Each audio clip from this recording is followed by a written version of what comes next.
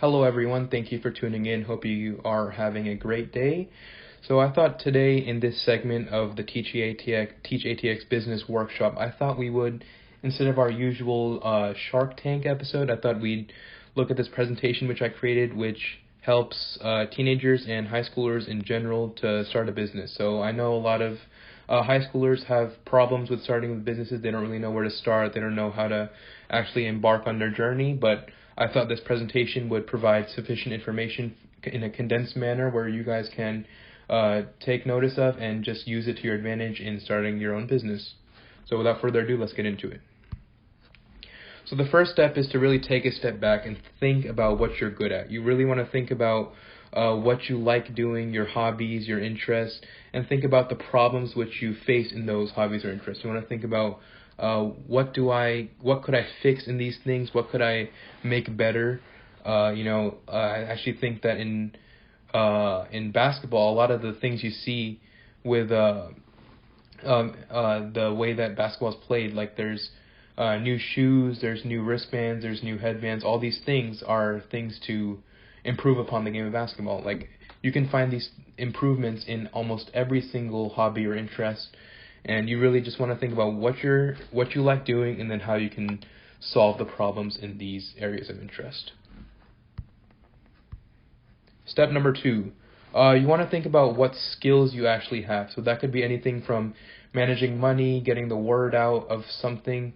It could be marketing. It could be you're good at science. You could be you're good at history. It's just something that you really are kind of an expert at, and then you can use that to your advantage. So say if you are good at, I don't know, you could be good at communication. In a business, you could use communication to your advantage. You could talk about your product or service. You could say how this could help change someone's life if you're talking to a customer, and you could really sell that product. So yeah, so you just really want to think about what you're good at and what skills you have.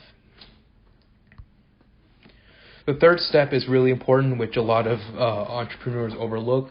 It's writing a business plan. So I feel like a lot of entrepreneurs go in and dive into starting a business, but then they really forget what their goals are, and they just go in and just forget about everything that they actually came in to aspire to, which is to make money at the end of the day. So you really want to think about your short-term and long-term goals.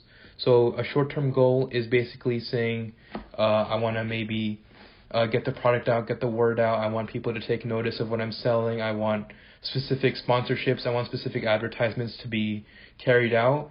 That could be something as a short-term goal. And then a long-term goal could be maybe getting a strategic partnership. It could be maybe adding new directors or new employees to your business, stuff like that. So you really want to write it out and write about how you plan to execute your business in a general manner, and then you want to think about how your goals will be achieved. Step number 4, you want to register your business and apply for licenses and permits. So this basically means you want to file your paperwork with the proper authorities. They want to see from a government standpoint what your business is, what it plans to do. It needs to be licensed so that you can actually start selling, because there's certain legal aspects which you have to fulfill before you start your business. That's really an easy step, and you can easily get it done by looking up your state, and then with certain licenses and permits that you have to do for a new business. Step number 5, this is really a thing that a lot of entrepreneurs fail to do, is save. Saving money is so critical. You want to have working capital. You want to have money so that you can expand upon your product or service. You want to have money where you can pay for advertisers to get word of your product out. You really want to have just money in general, just to have a certain sense of stability and comfort with operating your business. So I think saving is just so critical in starting a business. And it can be hard in the beginning. You want to buy something, say in your general life, but you just have to think about one day my business will get better and we'll need money to do it. That old saying, you have to spend money to make money. So you really want to follow that. I think that's a really true saying in today's life in a business term. And I think that saving will be really beneficial for your new business. Step number 6, this is the final step and is literally the embodiment of starting a business in general.